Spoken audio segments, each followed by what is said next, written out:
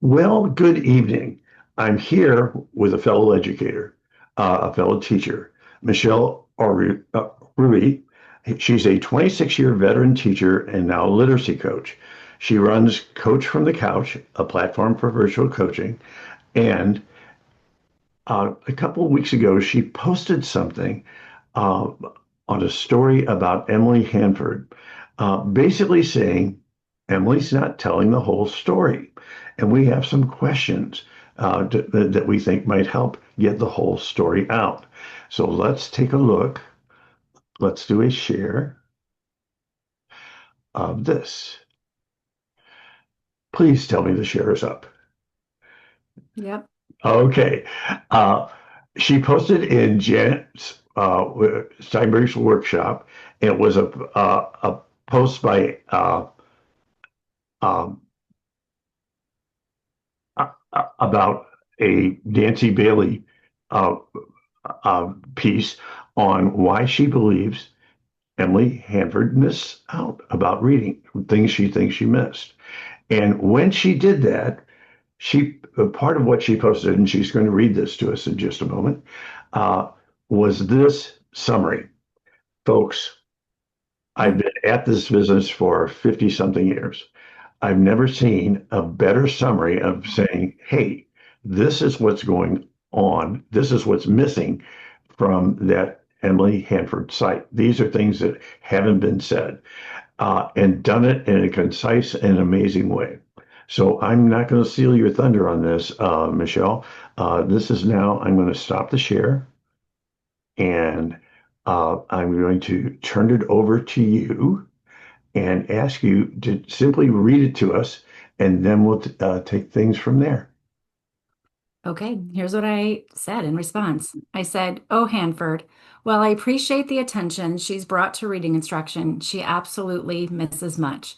Like the fact that Calkins and Fountas and Pinnell's resources were not used in 100% of the schools where NAEP was taken. I'm not even sure if anyone knows what programs were in place in the schools who participated in NAEP. She most certainly has no idea how well those programs were implemented across the nation either. She also leaves out the fact that the scores have remained very largely stagnant since the inception of NAEP in the 1970s, despite a massive influx of non-English speaking students and a much higher poverty rate since then.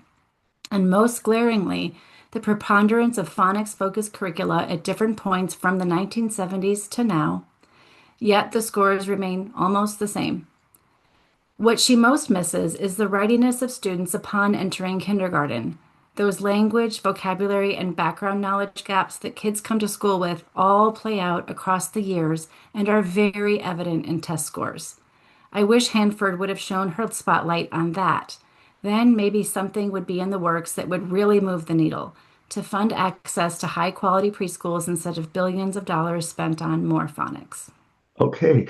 And I think that we both feel that she hasn't told the whole story, and we have more questions for her. This was your statement. Now we're going to go down one more. I'm going to leave this up there for just a moment or two for anyone that wants to see what Nancy Bailey had to say. And that was what you were responding to. Take a picture. Hurry up. Okay. We'll just leave this up there for a moment. And then finally, and this is the one that really gets me. And this is the Wilton Board of Education. And if you click on this, you'll find that Wilton was the top scoring district in the state. And yet, because they weren't using the methods that were required by state law, because they were using methods that came out of, some of them at least came out of balanced literacy, that the State Department of Education would not give them a variance. They're not allowed to carry out the successful program. Now, as a teacher, I'm like, wait a minute. You mean it doesn't matter how good we do it? You're not going to let us do it that way, even when it works. Are we hearing that again? You're not going to let us do it that way, even when it works. And take a look at that. So now that I think I'm going to stop the share, and I'm going to turn things over to you because you now have a set of questions that we would love to have answered. And we're basically we're our firm belief is we're not hearing the whole story. My, but please keep in mind, for my blog, I have talked to people from both sides all the time. Try to, what I'm looking for is common ground and common sense. So I'm not pushing just exactly one agenda or the other. I'm saying it's going to take putting all those things together. So that all said, I'm going to shut up mostly and turn it back over to you. Tell me, do you have any questions for Emily that might help her tell the whole Mhm. story? I Have, have have at it. so many questions. I would love to sit down and ask Emily Hanford had I been given the chance. Okay, where to start? I think I'm going to piggyback off of something you just said, Dr. Sam, really. This idea of balance, right? And not just in literacy instruction, but in um, reporting. A reporter's role is to be balanced and neutral. But all of Hanford's reporting was decidedly one-sided. And so I think that's the first question I would have to ask her is why did she so purposefully leave out any anecdotes, any interviews, any stories of kids who were successful readers? She very much solely focused on just very, very sad stories. And I'm glad she told them. Those stories do need to be told. But what about the other side? Because if she had done that, I really do believe that there would have been a look at, okay, if there are success stories and kids are doing well and these schools are performing high like Wilton, what are they doing? I think we needed to examine what's happening in those schools so that that could be replicated. But instead, we're focused on just one side. So I that's what I would ask. I would ask, why didn't you interview anybody who was having success so that we could see what was going on in those schools and then replicate it? Okay, I do have a quick little question for you. Do you have any first-hand experience with having a successful program that was banned? I do. I happen to work in a state in a actually I'm so proud of my district. We are we are a top performing district in our state as well. And have been for a long time. And our scores are much higher than the state average, yet we were told the same thing that Wilton was told, that you have this many curriculum to choose from now on, pick one. So we have totally done a 180 and we'll see how that goes. So Well, yeah. that's translating into you're being forced to stop using something successful and trade it off for something else, which might, by the way, explain why University of Missouri poll found that many uh, uh, uh, experienced teachers are leaving the field. And Mhm. now Hanford and others are saying, oh, that's just because they can't change their mind about these terrible things they're doing. But actually, it's more like, wait a minute, we're successful. Why can't we do that? Mhm. And I'll just add one more little question in there. Because there are there are places out there that originally there were many people in the balanced literacy camp that were just so anti-phonics. There are anti-synthetic phonics and the rest. And I know that I worked with them and the rest. But gosh, they saw the light. They put phonics into their programs, Mhm. and yet that's being ignored. Right, And they're being successful doing both ends. right. And it's being ignored and being banned. That just doesn't sit well with me. And I just wonder why we're doing things that way. And in the process, by the way, we are driving people out of the field and they're leaving the field not because they can't give up old ideas, but because they won't give up ideas that are working. And Mhm. uh, there we have it. So that said, I'll turn it back over to you. So That actually brings up another question that I would really love to ask her. And there, she puts a lot of stock in just the NAEP scores, and a lot of people do. NAEP, it seems to be because it's nationwide. It's the scoring system that everybody turns to for reporting purposes, and Hanford does the same exact thing. She's not using state end of year benchmark scores like my state uses, or where I'm not sure, is it Connecticut where Wilton is? She's not using any of those state data. She's using NAEP data, which is a sampling of students across the nation. So with NAEP, I would have to just ask her some questions about that. And I maybe she knows the answer, but I don't know that anybody really does. Yet she's making these causality proclamations. Does she know, or how does she know, really, uh, in states or districts whose students took NAEP, what programs were in place for those students? And is there a comparison of those curriculum across states? Because that might show a little bit of a difference in what's successful and what's not successful. I would also have to remind her, I guess, that can she explain the stagnancy of NAEP since the 70s, since it was first developed. I do know there was, I think it was in 2013, NAEP switched from paper-based to computer-based, so there was a little bit of a dip in scores then because of it was a different format. And then of course after COVID, that was a little bit of small dip. But how is Hanford able to make the causality connection that it's balanced literacy or it's this program or that program that's doing everything when we don't even know what programs were in place in the districts where NAEP was taken? That's a huge question I would love to ask her about, and Okay. I truly And, would love to know. and I have two add-ons on that very topic. One of them is this, that qualitative and quantitative research. Okay. One of the difficulties with quantitative research is that you have a very narrow question. And if, we say because we have random assignment that we're taking care of all that.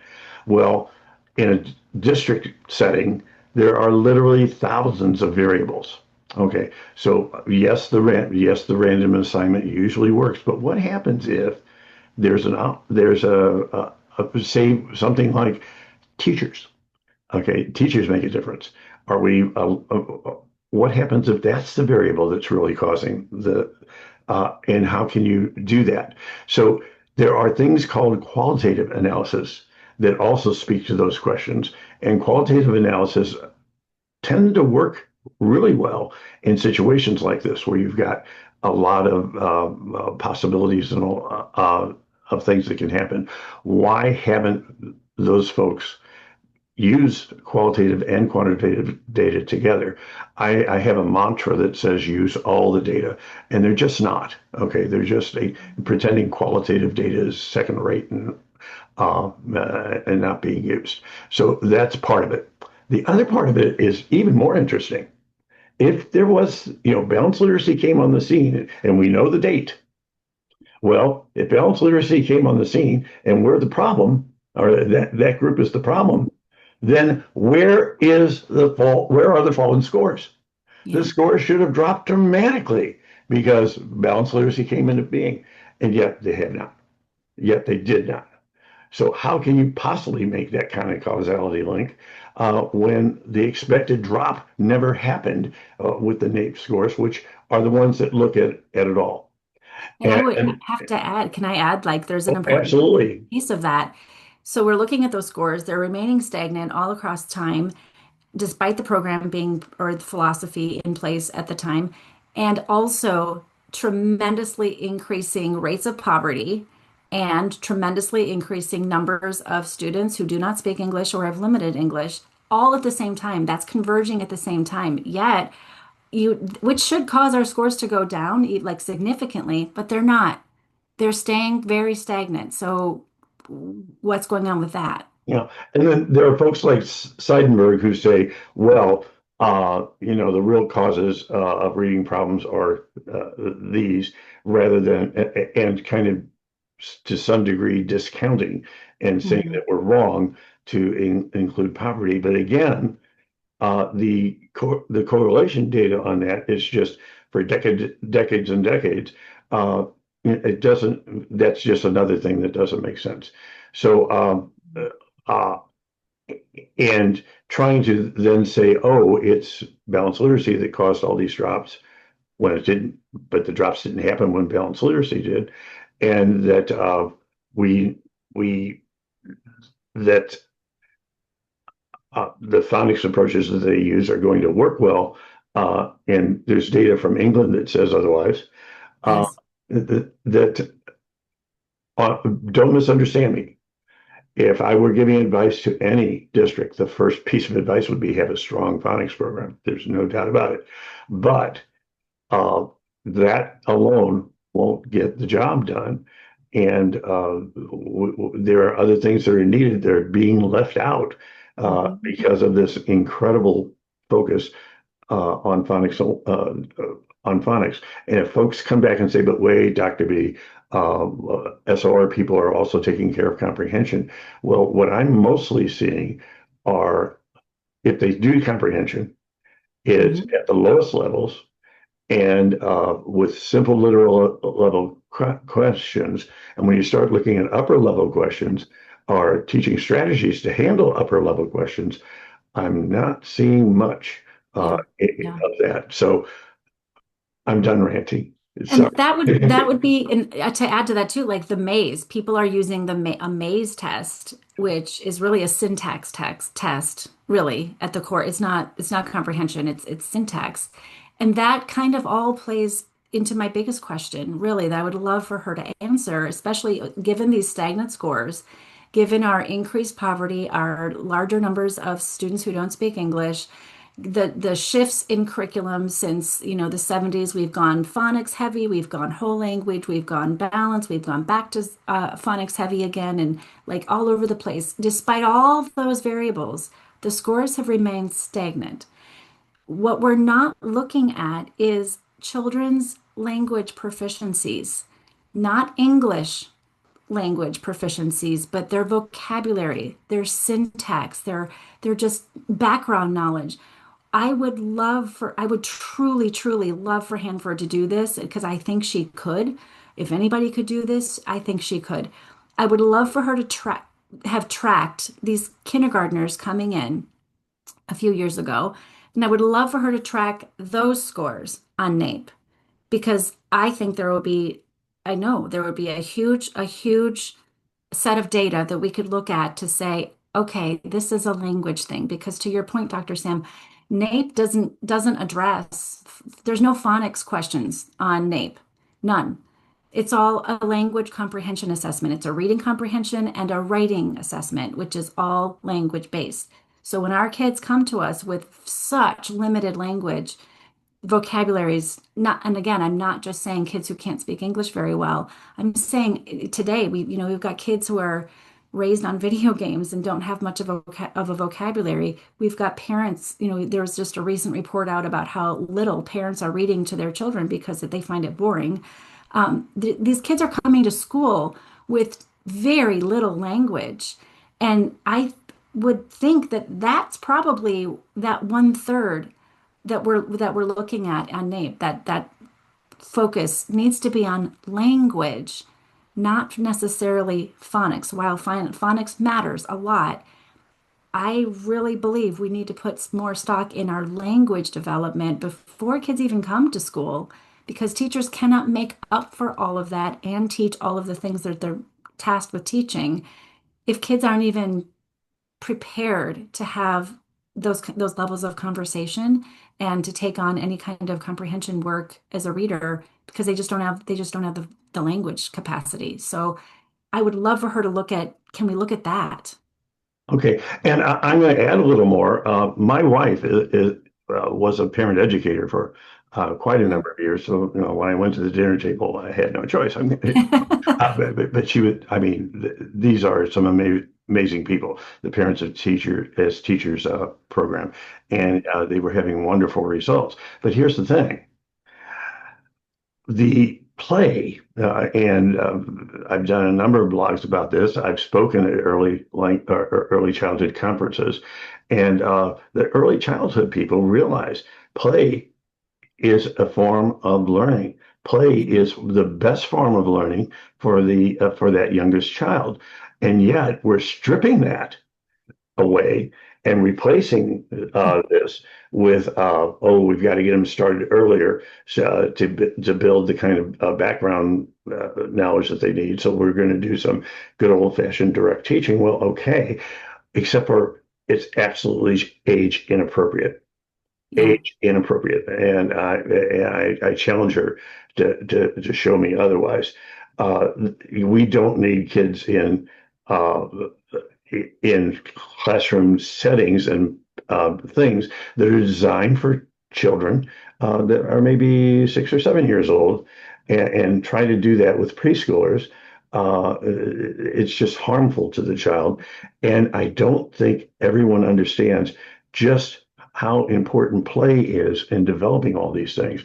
And I'll throw a couple of links to blogs that I've done interviewing some people that do that. So that's a question. Why are we taking this to do age inappropriate things with the children when it would be so much more sensible to use play instead? So that's just one for her. right, right. Yeah, I think if she dug a little bit deeper, she'd realize that phonics may play a role. And I really, truly am glad that she did bring attention to it. I honestly am. But it's an over attention. And I've even seen her kind of backtrack a little bit on that, saying, oh, no, we have to do more than that. But I really would love for a look at language development and proficiency and the correlation of that on reading comprehension scores in our country. And I know that if we looked at that, we'd see a much greater gain across all districts. Whether you're a high performing or not, I think lifting the level of children's language is exactly where it's at. And so I would love to know why Emily, knowing how much she has learned about literacy, because she has learned a lot, why did she leave that out? Because that's the core of it all. Okay. And my last little question is why have we let this missed opportunity go by? Hmm. I know some of my friends in balanced literacy, and back in the day, they were, oh, wow, really anti-phonics. And, oh, no, no, no, we don't need to do that. And those folks are gone. Okay. What I do and my whole theme is let's find some common ground. And one of the big pieces of common ground is yes, we need that strong phonics program. And if we have those folks are now doing it, they add that a systematic phonics program. They're adding that to what they were already doing at the other end, Hmm. and getting the best of all worlds, which is my dream. All right, let's use things from all sides. And if folks are doing that and getting good results, why are we stopping them? Right. It doesn't make any sense. Why are we driving practicing teachers out of the field? And we are. And that University of Missouri survey says we are, demonstrates that we are. Why are we doing that when we could be celebrating and doing things together and finding the things that we have in common? So Hmm. why aren't we trying to seek some common ground and put together what we've learned about phonics and put together what we've learned about teaching comprehension and and have a new age? I That would be my dream. Dare to dream. Okay, so bottom line, last night, whenever I interview someone, I always give them a last chance. Okay, so that didn't sound right. Okay, uh, if you have any issue that you wanted to bring up that I didn't let you, now's the time. I just think I want to thank you for your efforts in continuing this crusade for finding that common ground and for reminding educators everywhere that it's not a pointing fingers thing. It's a let's find what really, really is working because we know all of the research and let's put it together because that's the way to move forward. And so I love the work that you do, and I hope that more people will get on board with that because it is the way. It's the way that our kids will succeed. So I just appreciate the work that you're doing with all of that. Well, I appreciate that, and I especially, uh, I really have to compliment you one last time. That summary that you did, and that will be in the blog so that people can read it, was just amazing. I mean, and just I am the opposite. I am the antithesis of concise. Concise is not my thing, Those are uh, not mine either. but it was in that case. I don't know. Uh, well, that was absolutely the best, uh, most concise uh, analysis of what's going on. Thank you. And so we're asking these questions with a general hope of getting an answer, and asking these questions with a hope of maybe dare to dream, finding some common ground. Well, I think that kind of wraps things up. I thank you for your time. And oh, by the way, folks, be on the lookout because this was way too much to cover in one session. We're going to be doing a part two, and Michelle is going to be co-authoring that with me. So we're going to be doing a part two of this next week. So that all said, goodbye, and I hope to see you next week. Bye. Thank you.